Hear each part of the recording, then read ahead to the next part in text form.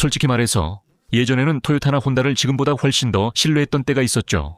저도 딱 그 입장이에요. 그런데 왜 평범한 차를 사야 하죠? 럭셔리 자동차 부문이 사실 더 낫습니다.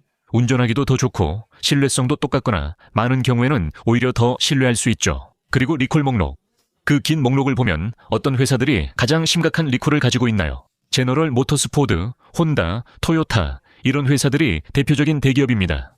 한때는 이런 차들이 정말 대단하다고 생각했었죠. 사실 저희도 예전에는 아이들을 위해서나 아니면 저희가 겨울에 타고 다닐 중고 토요타를 사는 걸 여러 번 고민했었어요.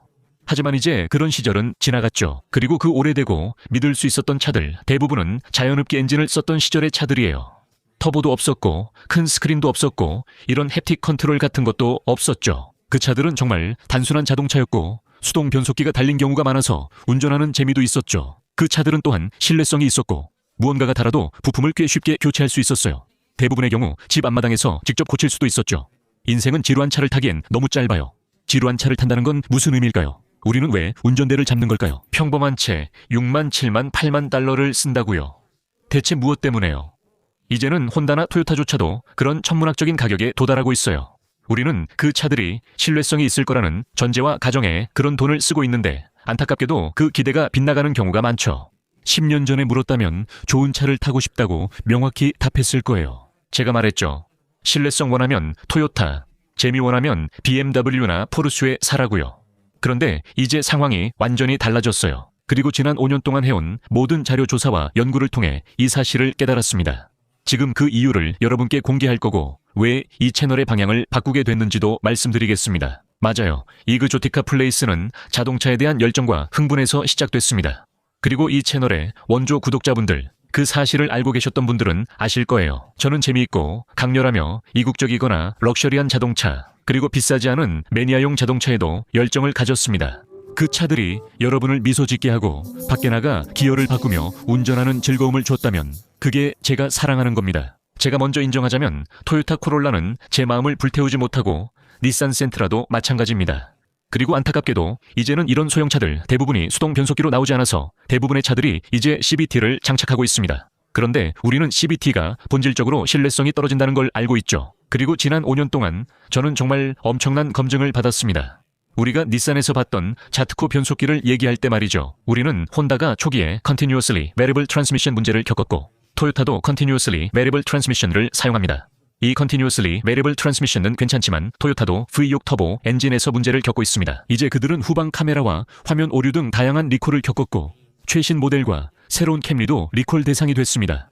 그래서 이런 상황에서 말씀드리는 겁니다. 지난 5년 동안 제가 해온 모든 실험과 연구를 통해 여러분께 많은 인사이트를 드렸습니다. 그리고 좋은 점, 나쁜 점, 그리고 안 좋은 점까지 모두 말씀드렸죠. 일반 자동차, 일상용 자동차, 그리고 고급 자동차에 관해서도. 네, 저는 모든 것을 다루고 있지만 흔히들 말하듯이 모든 사람을 만족시킬 수는 없습니다. 그래서 우리는 집중할 겁니다. 왜냐하면 2026년은 정말 흥미진진한 새해가 될 것이고 제가 진짜로 중요한 것에 집중하고 몰입하는 한 해가 될 것이기 때문입니다. 결국 우리가 조부모님이나 증조부모님을 생각할 때 운전은 단순히 식료품을 사러 가게 가는 것 이상의 의미가 있었습니다. 운전은 사실 잠시나마 벗어날 수 있는 능력이었습니다. 걸어서 갈 수 없는 곳에 가고 모든 생각과 걱정을 흩어지게 하는 그런 시간이었죠. 보세요. 요즘의 많은 자동차, 매니아용 차량들은 정말로 그렇게 흥미진진합니다. 새로운 콜벳을 생각해보세요. CR1X는 트랙에서 완전히 압도적이고 지배적입니다. 포르쉐는 지금까지 이렇게 놀라운 차를 만든 적이 없었습니다. 뉘르부르크링에서 7분 이하의 랩타임을 기록하고 있죠. 페라리도 마찬가지입니다. 여러분이 그들이 가는 방향을 좋아할 수도 있고 아닐 수도 있지만 솔직히 말해서 그들은 온갖 훌륭한 기술을 선보이고 있습니다. 즉, 페라리가 더욱 뛰어나고 빠르며 정밀하고 신뢰할 수 있게 되었다는 의미입니다. 우리는 종종 고급이나 매니아 브랜드를 단순히 쓰레기나 신뢰할 수 없고 쓸모없는, 원하지 않는 것이라 여깁니다. 왜냐하면 그런 차들은 우리에게 많은 문제와 골칫거리, 그리고 지갑에서 빠져나가는 돈을 안겨줄 거라고 생각하기 때문이죠. 하지만 현실은 그렇지 않습니다. 고급차 쪽에서는 그런 일이 예전만큼 많지 않아요. 아래 댓글란에 엔진과 변속기 리콜이 대량으로 발생한 고급차 브랜드의 예시를 알려주세요. 그 내용 꼭 남겨주세요. 오해 마세요. 리콜은 있습니다. BMW는 스타터 모터와 후방 카메라에 문제가 있었지만 사실 이런 문제는 사소합니다.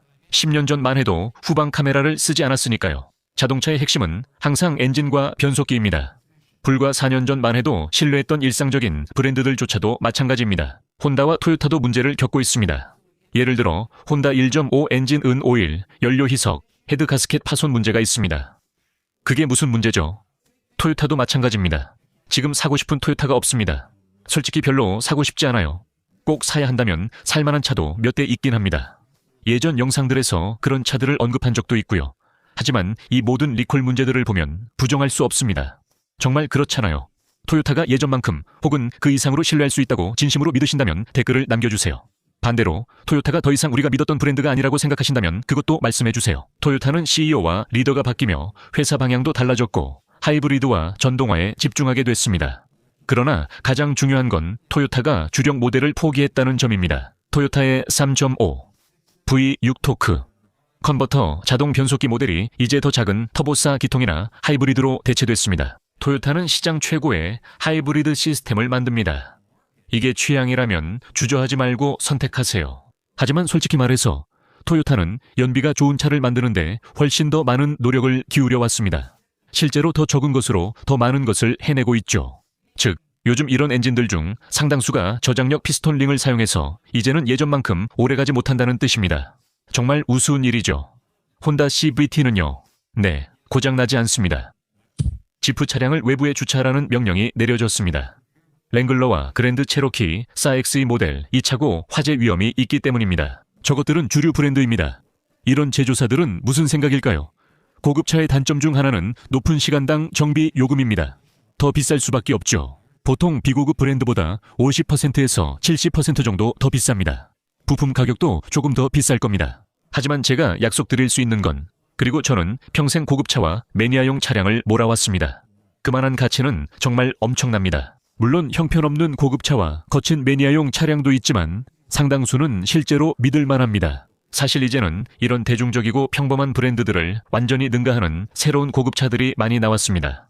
오늘날 이런 고급차를 한 번도 운전하거나 시승하지 않았다면 정말 많은 것을 놓치고 있는 것입니다. 보세요. 이런 브랜드들 중 상당수가 이런 정전식 컨트롤 같은 것들을 도입하고 있지만 사실 모든 브랜드가 그렇게 하고 있습니다. 보세요. 폭스바겐, 혼다, 토요타 모두 변화하고 대형 스크린도 도입하지만 완벽하진 않습니다.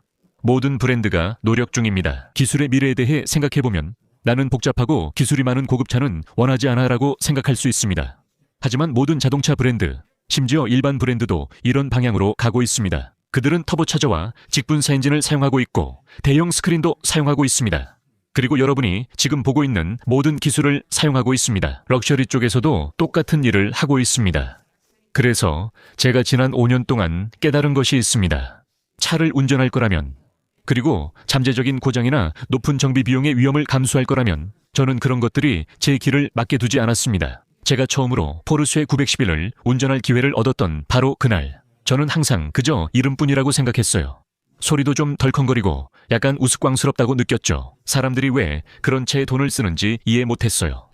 1977년식 911을 운전해본 뒤 마츠다를 팔고 911을 사기로 했죠. 그만큼 훌륭한 차입니다. 프리미엄 매니아용 자동차를 한 번도 몰아보지 않았다면 많은 것을 놓치고 있는 겁니다. 그 경험은 저를 완전히 바꿨죠. 저는 농가에서 자라면서 항상 돈을 책임감 있게 써야 한다고 배웠어요.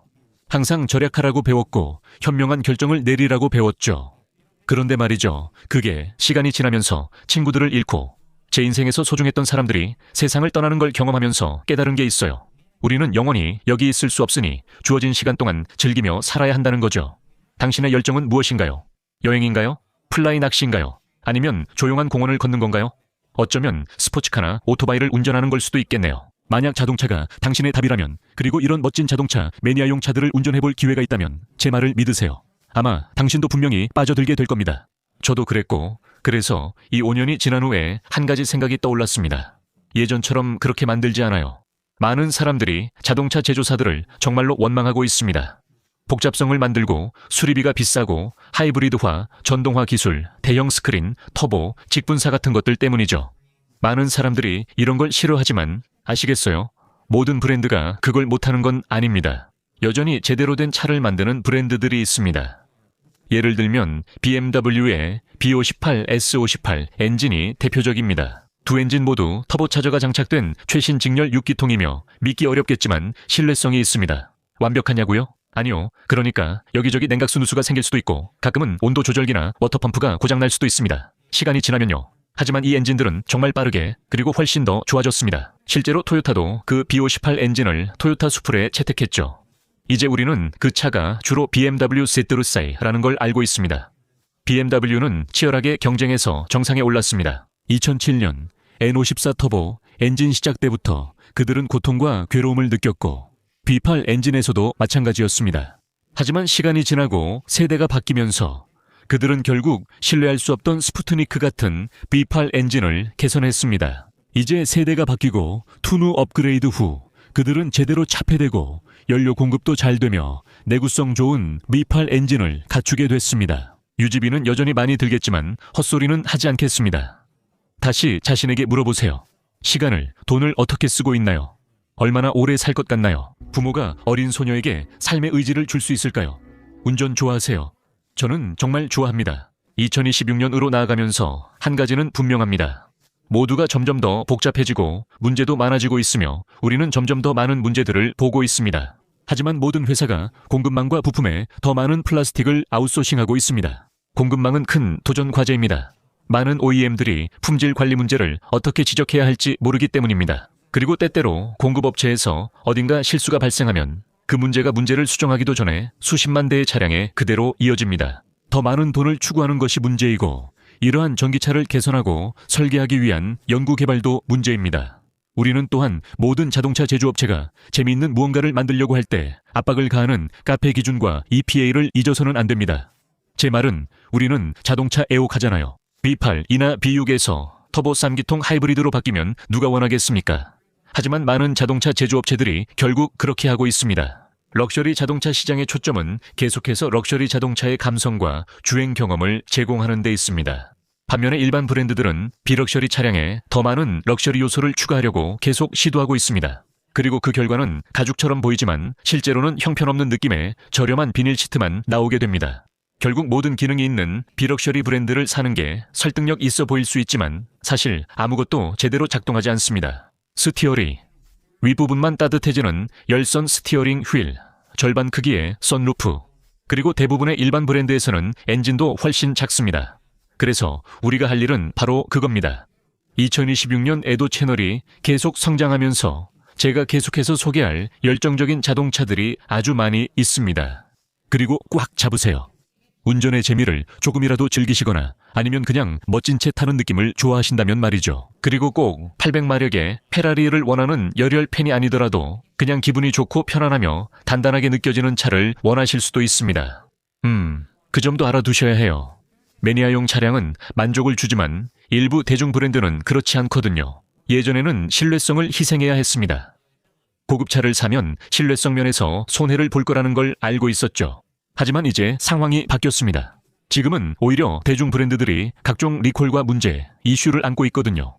그리고 점점 더 많은 고급차 브랜드들이 실제로 신뢰성을 높이고 있는 것처럼 보입니다.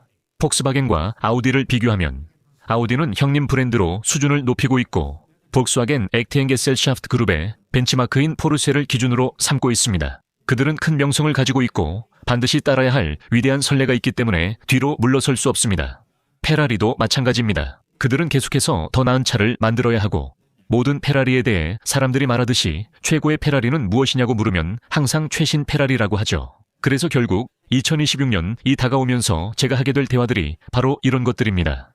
그리고 앞으로 나아가면서 우리는 열정적인 자동차들에 대해 이야기하고 있습니다. 이제 지루한 헛소리와 CVT에 대한 말도 안 되는 얘기는 그만합시다. 비교 목적이라면 쓸 수 있겠지만요. 대화는 계속되겠지만 우리가 여기 영원히 있는 게 아니고 인생은 지루한 차를 타기엔 너무 짧다는 사실에 초점을 맞추고 강조할 것입니다. 그래서 앞으로 나아가면서 여러분께 이 채널에 가입하라고 도전장을 던집니다. 계속해서 다시 찾아와 주세요. 왜냐하면 저희는 최고의 차와 최악의 차를 모두 다룰 것이기 때문입니다. 그리고 궁극적으로 여러분이 사고 싶어하는 차들도 다룰 겁니다. 운전자 중심의 주행 경험을 즐기신다면 믿으세요. 여러분은 제대로 찾아오셨습니다. 저 두 영상을 확인해 보세요. 여러분을 위해 정말 빠르게 시작할 수 있게 해줄 겁니다. 곧 다시 뵙길 바랍니다. 모두 안녕히 계세요.